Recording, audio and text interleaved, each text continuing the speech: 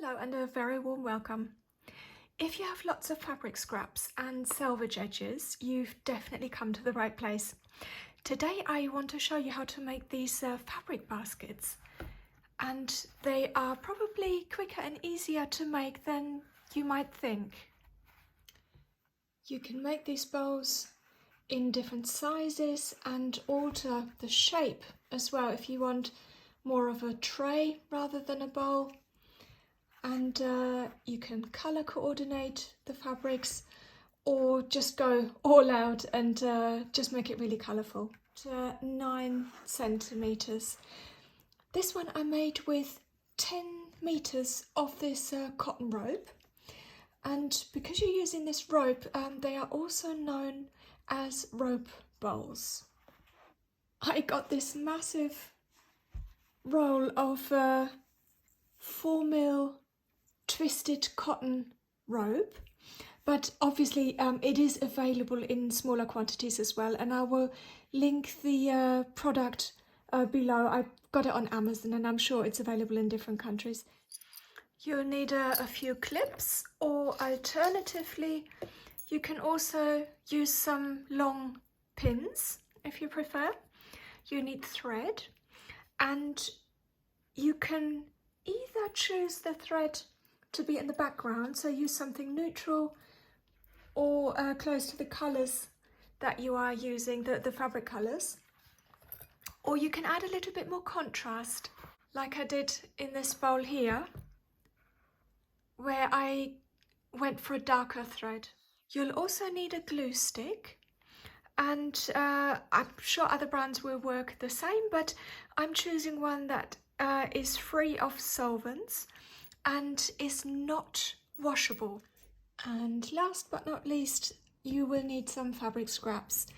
These are a variety of different cottons. You can use linen as well. Some are quilting weight, others are cotton lawn from dressmaking.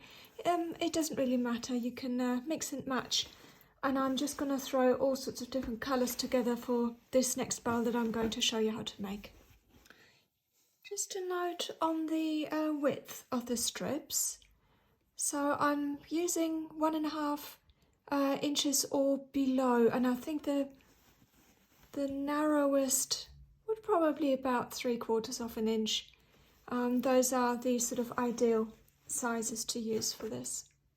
So to start with, I take a piece of scrap and run it just across the glue stick, and I'm overlapping the end.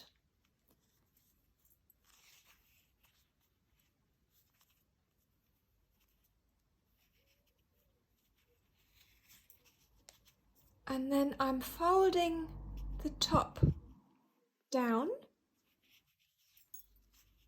so that I can cover it. And then I'm going to add a little bit more glue.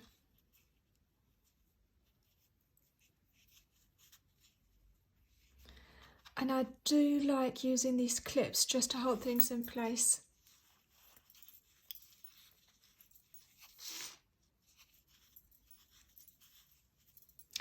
And don't worry when you get gaps like this. It doesn't matter if this is looking a little bit rustic, shall we say. You're going to do a lot more twisting later on, and you won't see these bits anymore. So when you come to the end, you want to add a little bit more glue. And I've not had a problem with this glue gunking up my machine, so I don't usually wait that long for it to dry and just keep sewing.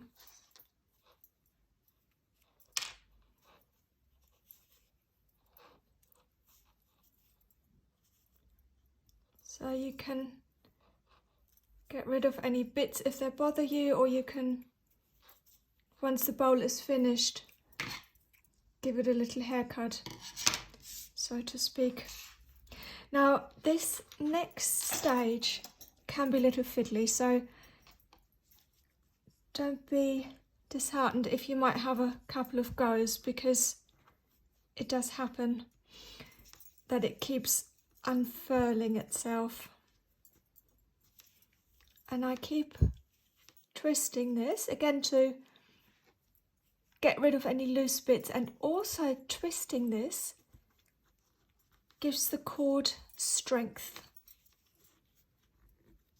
And if you like, you can pop clips on the side as you go along to just make it a little bit easier.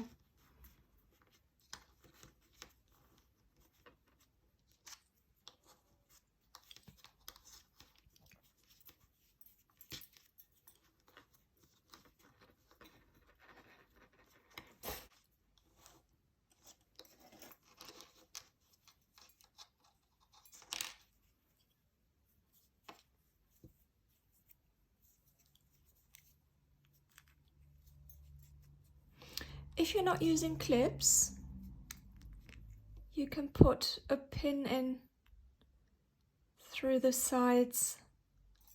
We want the initial coil to be a little bit larger, so I'm going to add another piece so I can go around once more.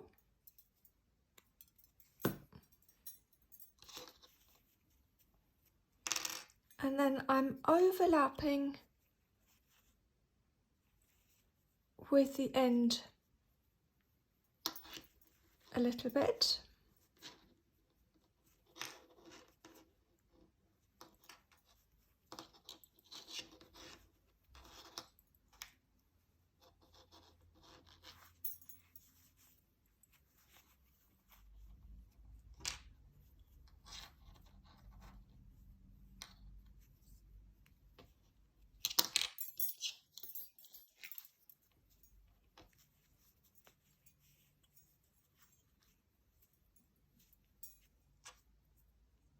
And make sure there's no air gaps in between, and that the coil is nice and tight.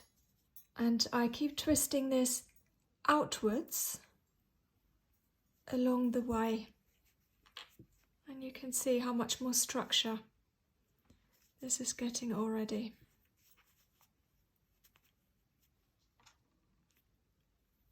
Now be careful that the middle doesn't pop out. And I guess that's one thing where these long pins are handy, because it's sort of keeping this in place.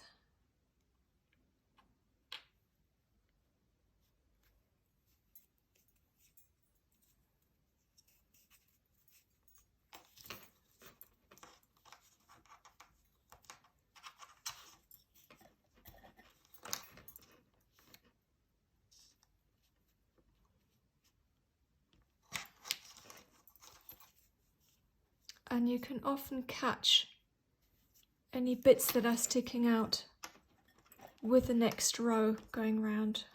So when you've reached sort of roughly a couple of inches, which is 5 centimeters, you're ready to take this over to your sewing machine. Right, before I start sewing, I just want to let you know that I have switched to a heavier needle. I'm actually using a 90, also known as a 14, because we're going through so many layers. The first step is to put a cross through this little coil that we've made, and that will fix everything in place nicely. I'm just using a regular straight stitch, and start off just off the edge, because otherwise you might struggle to sew uphill.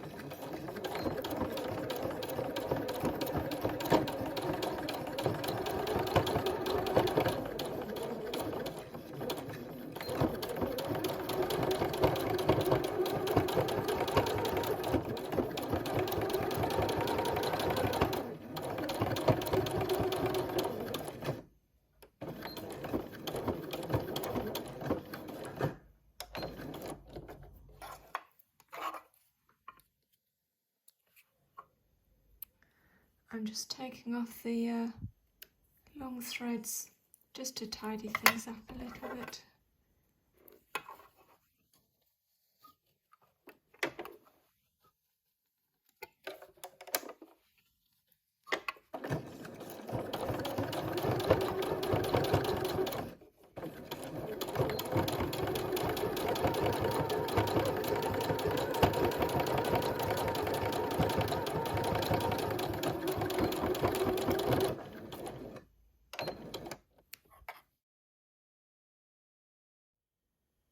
next you want to change to a zigzag stitch, and my stitch width is set to 6 and the length is set to 2, and that seems to be working really well for the size rope that I'm using. And zigzagging this initial stage is the most tricky, so it'll get easier thereafter. And you want to have the little ridge here between both rings meet the middle of your presser foot, because that means that the zigzag either side is sort of equally distributed into each rope. It will be a little bit hard to see with these initial rows, but don't worry too much. We have already secured the layers, so it doesn't have to be too precise.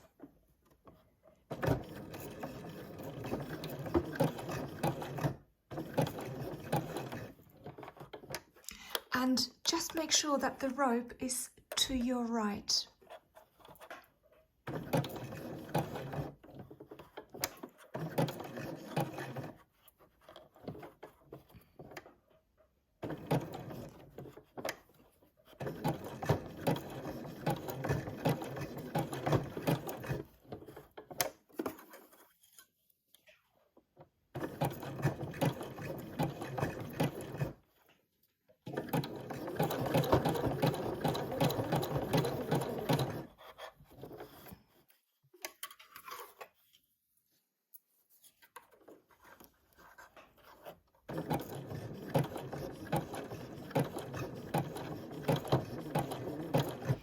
So I'm just moving onto this lane here.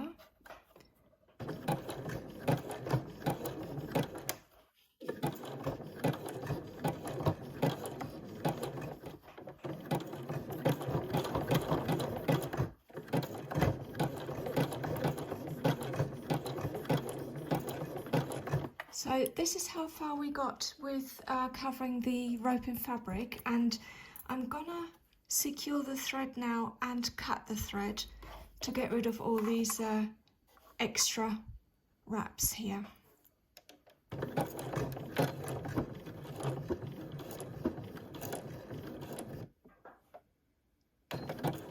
This is the coil at this stage. I've just tidied up a few of the little threads, and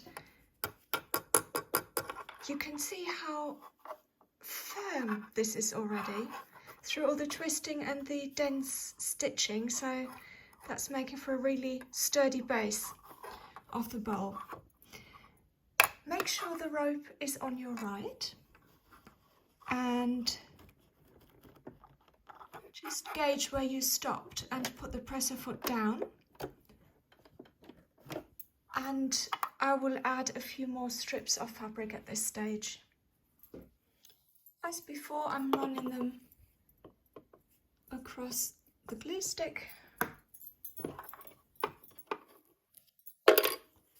and I overlap, and always put this at an angle, so not like this with the corner pointing upwards.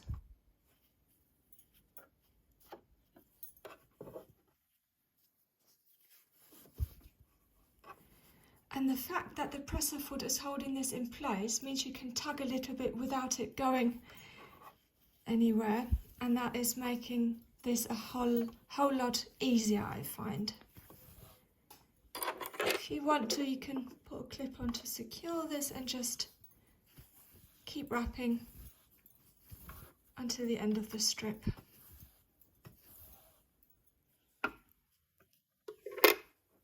And I twist outside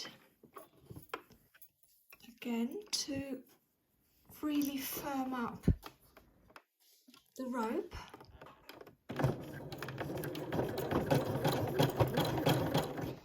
And where they join, again, you want to hit the middle of the presser foot. So this is actually where my eyes are focused on. I don't look at the needle.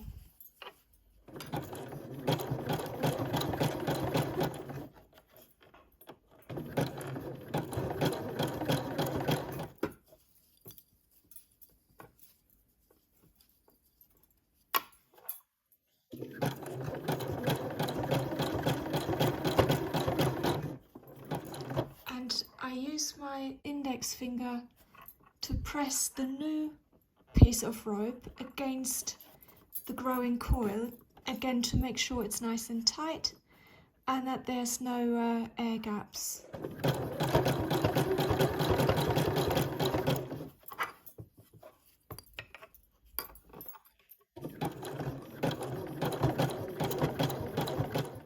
When you're adding a strip that has very different sides, you need to decide which side you want to show, because that determines which end you start with. The edge that's on top is the edge, or is the side that will show, because the rest of it will get covered by wrapping, if that makes sense. But I actually want the little colour strip here, because if I wrap it in a way where I get both the sort of apricot and part of the white and part of the letters to show, you get a sort of stripy effect, which adds just a nice bit of interest.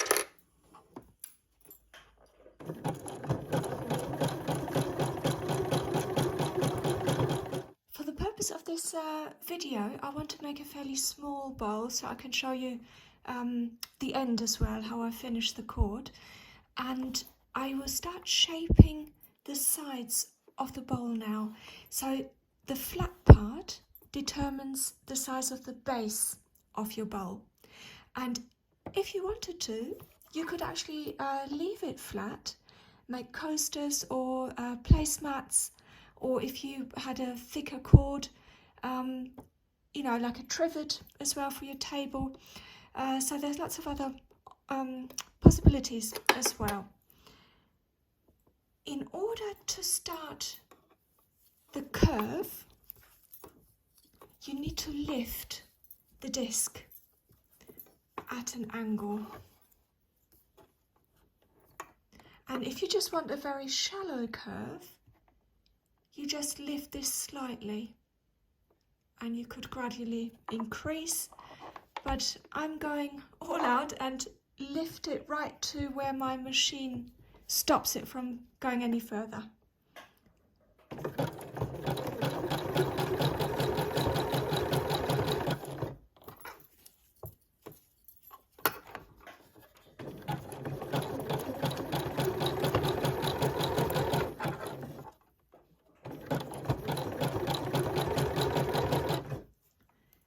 And you can see, even after that short distance, it's already staying up by itself. And I've got to add a little bit more fabric now. And you basically just keep going until you've reached the desired height of the bowl.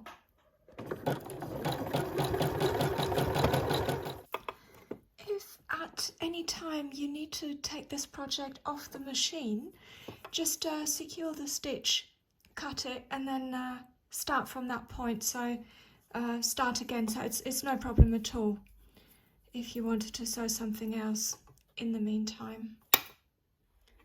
I've come up to the end of the 5 meters of the rope that I cut, and I just want to show you how to finish off. There are different ways of doing it, and I'm just going to cut the rope at an angle, keep wrapping, and then taper off. And I will put a little tag over the top to just hide the little end. There are some nice examples online where people add another coil, a decorative one to the outside or sometimes on the inside, and you can either stitch it down or glue it. I think some people do, but I quite like the simplicity of a sort of a flush edge. So let's cut this. I'm just going to carry on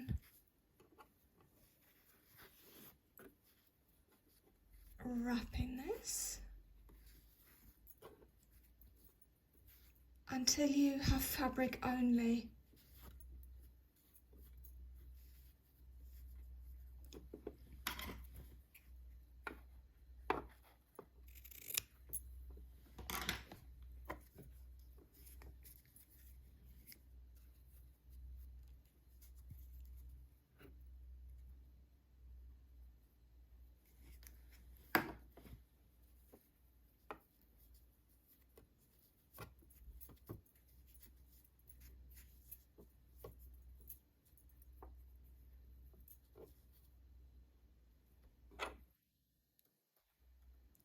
can see how it's tapering off towards the end, and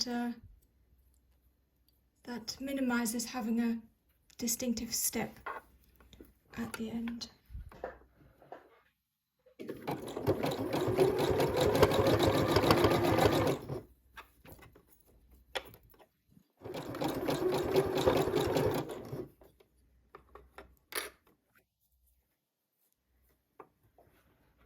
I'm still holding this under tension with the twisting.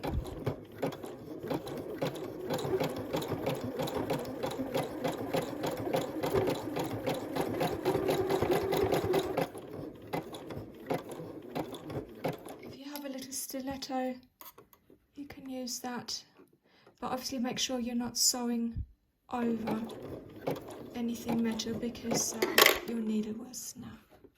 Now I'm going backwards, just a couple of stitches,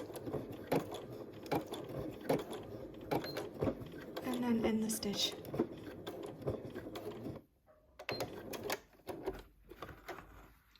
This is the bowl literally as it's come off the sewing machine, so you can see there's a fair bit of fray sticking out, so I'm just going to go over it with a few snips to tidy up these bits that are sticking out.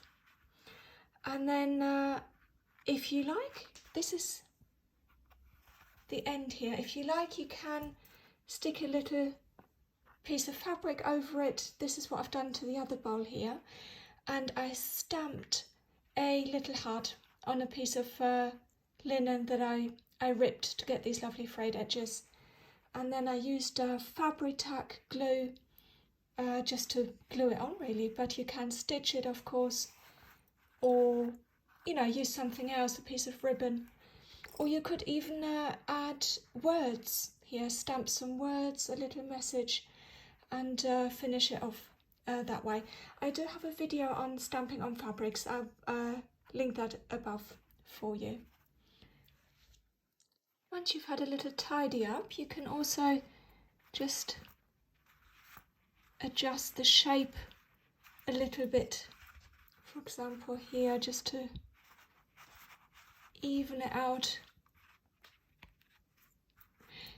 You can use spray starch if this is not stiff enough, and you can hear it.